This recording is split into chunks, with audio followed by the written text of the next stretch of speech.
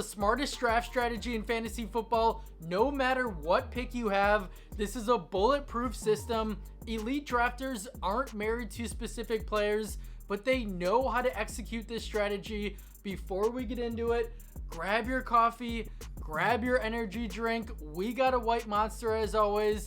Take a sip and let's jump into it. In round one, you are going to draft an elite wide receiver. Get one of the six: CeeDee Lamb, Ja'Marr Chase, Tyreek Hill, Justin Jefferson, AJ Brown, Amon-Ra St. Brown. And yes, I understand not everyone can draft a wide receiver. So if you do take a running back, Bijan Robinson, Breece Hall, and Jahmyr Gibbs, Christian McCaffrey is a major fade for me at the 101 for a variety of different reasons. One being he's already injured with a calf issue, and while it does sound minor, it isn't nothing. He's 28 years old, so he's getting older for a running back. He has a lot of tread on those tires, and since 2013, only 2 running backs finished as top 12 backs the following year after leading the league in touches, which was CMC last year. He had 417 touches, including the playoffs.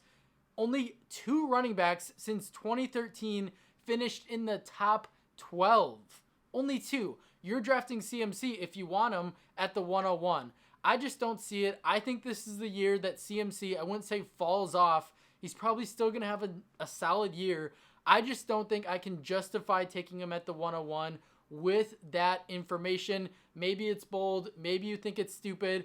I think it's looking ahead and understanding that every player eventually falls off. Christian McCaffrey, with his injury history and already being hurt, kind of put me over the edge where I'm like, yeah, I'm out at the 101. I'm also fading Puka Nacua in the first round just because I don't see a world where if Cooper Kupp is fully healthy this year, which everything is pointing towards that direction. He's had a great offseason. I don't see a world where Puka dominates Kupp in targets, receptions, fantasy points, touchdowns. When they were both on the field last year in those 12 games, they had almost an identical stat line in terms of receptions, targets, fantasy points. So that is telling you all we need to know right there. You're drafting Puka at his ceiling when you're taking him 11th overall, 10th overall, or right at the end of round 1. It's just not worth it for me. He's a pretty clear, easy fade. I should mention, here are some of my guidelines that will be very important for you to know. Through the first 3 rounds, you want to come away with 2 wide receivers and 1 running back. So it doesn't really matter how you get that done. Just make sure you follow that blueprint. So you could take Breece Hall in the first round, and then the second round you get Drake London, and third round you get Jalen Waddle. I mean, that right there is a pretty nasty start. So 2 wide receivers and 1 running back through the first 3 rounds. The easiest way to figure out what you want to do, because in round 1, there's so many good players. You're like, okay, I could take Breece Hall or Ja'Marr Chase, like flip a coin. But there needs to be more strategy to that process, you guys. So let's say you have the 6th overall pick and you take Breece Hall. Well, before you do that, look to see who you think is going to be there in round 2 and in round 3. So you can execute this strategy depending on what platform you're on. So do a mock draft on ESPN, on Yahoo, on Sleeper to kind of get an idea of who you think is going to be there. If you don't like the value or the wide receivers, let's say in round 2, then yeah, grab a running back in round 1. Or if you know Devon Achane is going to be sitting there most likely for you in round 3, then maybe start with 2 wide receivers. You kind of have to have some sort of plan, and don't be married to a specific player. Just kind of target that position. So if someone takes your guy, don't be like, all right, no, I'm not going to draft running back anymore. Not the best idea. Try to stick to this plan. But obviously, if a great value or player who shouldn't have fallen falls into your lap, then you take it. Like, every draft is different. It can be unpredictable. But just try to formulate a plan, at least with what positions you want to take in what round through the first 3 rounds. In round 2, you're going to draft another elite receiver, and your top targets would be Garrett Wilson, Marvin Harrison Jr., Drake London, and Chris Olave. All 4 of those guys have top 10 upside at their position this year. Wide receivers that I'm fading in this spot are Davante Adams, primarily due to poor quarterback play and the fact that he's 32 years old And last year, he had 175 targets and was still only the wide receiver 15 in fantasy points per game. Very inefficient because of bad quarterbacks. Don't really want to deal with that. Not as high of a ceiling as the other guys that I just mentioned. And Brandon Ayuk, if he stays with the 49ers, because we know how crowded of an offense that is. If he does leave and it's a good situation, he might not be on this list. If you want to go running back here, totally fine. Give me Jonathan Taylor or Saquon Barkley, who I think both guys are going to have huge years. And you might ask, why are you going wide receiver again? Well, I've done hundreds of paid drafts, and what I've found is that round 3 has really good running back value, a lot of great options, but not so much for wide receivers. I don't like the wide receivers going in round 3, which is why I tend to go wide receiver, and then running back in round 3. So in round 3, draft your RB1. I love Devon Achane, Derrick Henry, Isaiah Pacheco. I really do like Josh Jacobs. I was fading Jacobs a little bit earlier in the offseason, but after kind of digging in deeper, Marshawn Lloyd is a nice player. He's going to be very good for Green Bay for a long time. It just might not be this year. He's got a lot working against him. He's a rookie. He is not good in pass protection, which is not going to get him on the field. And he has fumbling problems, which is going to take him off the field once he fumbles. I don't think Green Bay is giving Jordan Love all that money to have a rookie protect him on third down. It's most likely going to be Jacobs in that spot. So I think Jacobs is just going to be the workhorse this year. He's on a much better Green Bay offense, running behind a much better offensive line with an ascending superstar quarterback. His situation is light years better than it was last year in Las Vegas. Yes, his advanced metrics were terrible, but you have to take into account the situation that he was in, running behind that bad offensive line, getting blown out. So you can't all completely blame it on that, but sometimes when a player is in a new situation on a really good team, on a winning team, these things tend to turn around. In round 4, you're going to draft a tight end or get your wide receiver 3. I love taking Trey McBride in this spot or Mark Andrews. If I had to choose between McBride or Andrews, I give McBride the edge, but it is very close. So you get your elite tight end in round 4.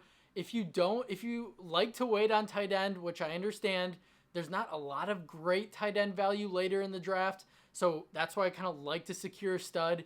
But if you do wait, there is a lot of phenomenal wide receiver values going in this round. Cooper Kupp, I think, is going to have a resurgence of a year. We kind of already touched on him. I wouldn't be surprised if Kupp outscores Puka in fantasy points per game this year. DK Metcalf with a new offensive coordinator in Ryan Grubb, who's going to actually understand how to use DK to his strengths. I think DK could have a career year. 14 touchdowns, 1,300 plus yards is very possible. Sorry if there's a slight lighting change, but it got really dark outside all of a sudden, so I had to turn on a couple more lights. People are absolutely sleeping on Cooper Kupp and DK Metcalf. I love these guys this year. Other strong options, Devontae Smith, I think with Kellen Moore as the new offensive coordinator, I think Smith is going to be motioning all over the field, putting him in some advantageous positions. I'm not really worried about the Dallas Goedert stealing targets away from Smith. I think it's pretty clear that A.J. Brown and Devontae Smith are the top 2 elite options in what will be a potent passing attack this year in Philadelphia. Dallas Goedert is nothing really special. I'm kind of fading him in fantasy this year. I really do like Devontae Smith and A.J. Brown in round 1. And I'm going to kind of plant my flag because I know I've been a little bit wishy-washy.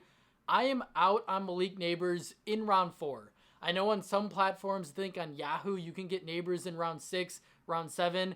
Take him in that spot. That's an absolute value. But in round 4, I just think there's going to be way too much variance with a poor quarterback in Daniel Jones on a really bad Giants offense. I think it's just they're not going to be in scoring position often. They're not going to be in these good situations. A lot of 3-and-outs. So as much as I love Nabers as the player, he is going to be special. I feel bad for him that he has to deal with Daniel Jones in year 1. And I think a round 4 price is just way too expensive for what could be a disappointing year. It's like Drake London with Taylor Heineke or Desmond Ridder.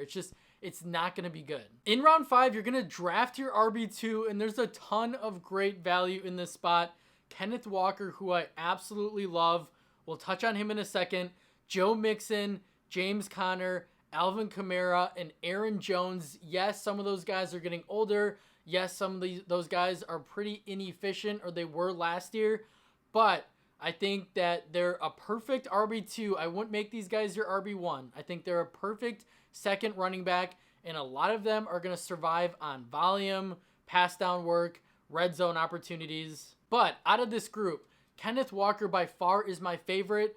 I think Walker has the highest ceiling out of all these guys, where we could look up and be like, how did we get Walker in round 5 and he's this top 10, top 8 running back? I mean, just listening to the Seahawks new offensive coordinator, Ryan Grubb, just absolutely gush about him, saying that he's this workhorse back, that he's this elite pass catcher. And these are some things that I've been talking about this offseason. I don't think Kenneth Walker is a bad pass catcher. I just think in a Pete Carroll run-heavy scheme, they always took Walker out on third down for some nobody. And then last year, they're like, all right, well, we need some guy to come in on third down. Let's take a second-round running back in Zach Charbonnet, which I think was just stupid. I just think this new coaching staff loves Walker. I think they are going to use him in this huge role that a lot of people don't see coming. So hopefully it stays quiet, because he's tremendous value. I think Charbonnet is a nice player, but I think he's going to be the clear-cut backup. He's not going to steal nearly as many third down opportunities or red zone looks. Walker is an absolute league winner. And if you don't want to go running back, because there is some nice running back value, again, in the next couple rounds, you could opt for wide receiver. And if you do, you got to take my guy, which is Tank Dell. He's going to lead the Texans in fantasy points per game this year. He is going to just go off. I just can't wait to watch him erupt. Another younger wide receiver that I love in this spot is Zay Flowers. People are sleeping on him when it's a very condensed passing attack between Andrews and Flowers. And I think Derrick Henry is just going to open up the field for Zay even more. So Dell, Flowers, or you could go quarterback and go Anthony Richardson. But I do think there's some other quarterbacks that I'll touch on in a second that I think are a little bit better of values. But Anthony Richardson, I mean, QB1 overall is within his range of outcomes. So I wouldn't fault you or blame you for taking AR in round 5. All right, in round 6, we're going to call this draft value or need. There's some nice options here. Ramondre Stevenson. You could go quarterback and take Joe Burrow or Rome Odunze, the rookie wide receiver for Chicago. I think Stevenson is going to make up for last year. I think a lot of what happened last year wasn't his fault. He was in an impossible situation from the beginning. I think he was dealing with an injury early on in the year, because he had that little stretch before he injured his ankle from weeks 9 to 13 where his advanced metrics looked phenomenal. This guy is a special running back. He's a workhorse back. He can do it on the ground. He can do it in the air. I'm not in the slightest worried about Antonio Gibson. The dude hasn't done anything for years. We keep trying to make him a thing. It's not going to be a thing. The Patriots don't think it's going to be a thing after they gave Stevenson all that money. New offensive coordinator Alex Van Pelt is going to bring his wide zone run scheme, which is the same scheme that Stevenson had a ton of success with in college at Oklahoma. He even said in a recent interview it's his favorite scheme to run. I think he's going to go absolutely bonkers on a improved offense. It's going to be better this year. Can't get any worse, with potentially Drake May starting. I like Javon Baker. I like Polk. I like their wide receivers. They have more talent on offense. The coaching staff is an upgrade. So Stevenson is a great pick here if you do need a second running back. Joe Burrow is going to remind people this year why he's one of the best quarterbacks in the league. And then Odunze might be the Bears' most talented receiver. I will admit, I'm kind of slightly banking on Keenan Allen to either get hurt or just to kind of drop off a bit, as he's 32 in a new system with a rookie quarterback. I just think Odunze could erupt. He's an elite talent with very little weaknesses. He can run a full NFL route tree. Odunze is really special. I think he could have a Jamar Chase, Justin Jefferson type of rookie year. I know people think he's a bad value. In round 6, I will admit, is a little expensive. So if you don't want to go Odunze here, I'm not going to yell at you. I'm not going to fault you. It is a little bit of a high risk, high reward pick. I will admit that. And now in round 7, this is where I love to draft my QB1, which would be Jordan Love, Kyler Murray, who's another year removed from that ACL with some of the best weapons he's ever played with in his entire career in McBride and Marvin Harrison Jr. If Joe Burrow falls in round 7, give me Joe Burrow. So get your quarterback here. You can pay up for one of those elite guys if you want. I just think there's some risk paying that expensive price when you can get similar talent in round 7. And now that we've built our core, these next couple rounds, we can be more flexible with what positions we are going to draft. So in round 8, the message here is to chase upside. These upside players for me in this round, Ladd McConkey, Jonathan Brooks, Deontay Johnson. These are all guys that if it all breaks right, they could be absolute league winners. I think Deontay Johnson is going to be a target hog in this new Dave Canales Carolina offense. I love him at the spot. He's tremendous value. Jonathan Brooks is going to be a league winner down the stretch.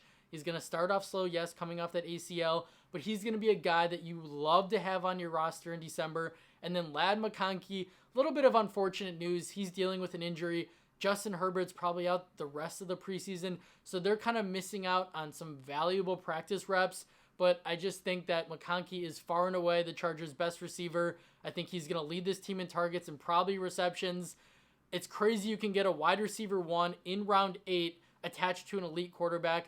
Ladd feels like a no-brainer for me in this spot. These are 3 of the best picks in this range in round 8 by far. All right, in round 9, we're going to continue to chase upside. Some of the upside, a lot of the upside in these spots is usually rookies, which have a wide variance. I understand some hit, some don't do much, some strike late into the year. Let's talk briefly about Brian Thomas Jr., Keon Coleman. These are 2 young wide receivers who could have massive roles in year 1. I really like Keon Coleman attached to Josh Allen with kind of average wide receivers around him. I do like Shakir, but Curtis Samuel, a little bit older. He's a nice gadget player, but seems like he's always injured. Dalton Kincaid, yes, he's a tight end, but he's probably going to lead this team in a lot of the wide receiver metrics.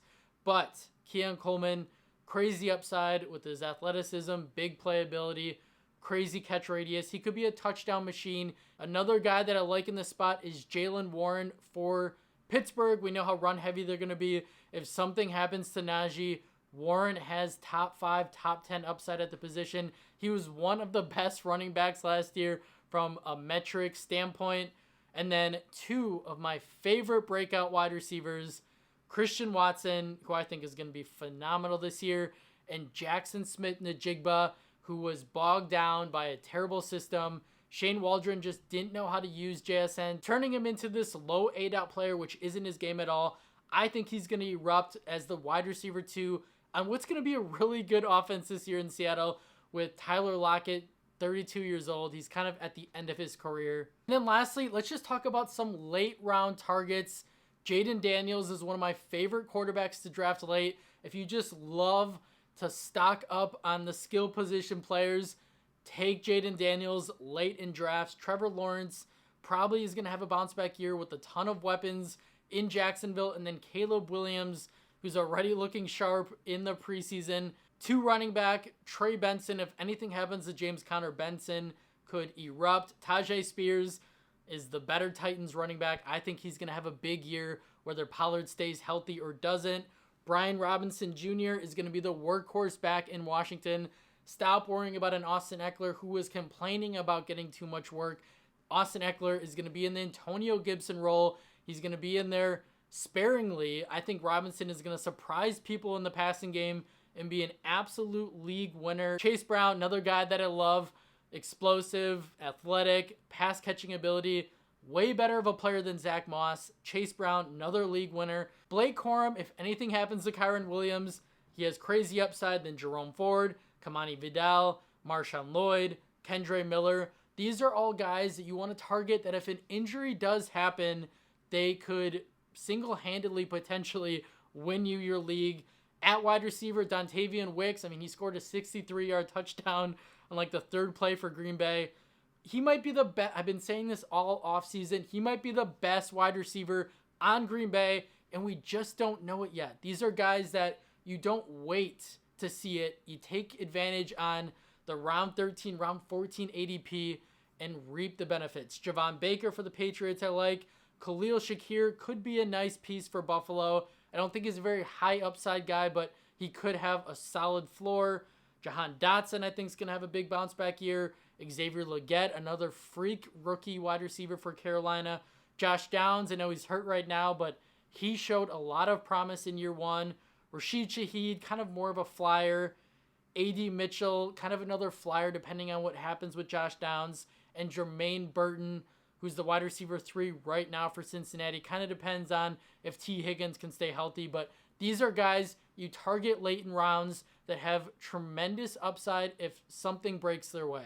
All right, that's all I have for you guys today. Thank you so much for watching. If you took away anything from the video, if you could please help me out, click that subscribe button, like this video, leave a comment. Again, I say this all the time. I want more than anything to help you win your league. So comment down below. What do you like to do outside of watching football? I want to connect with you guys. Please leave a comment. Let's chat. I'd really appreciate it. And as always, I'll see you in the next one.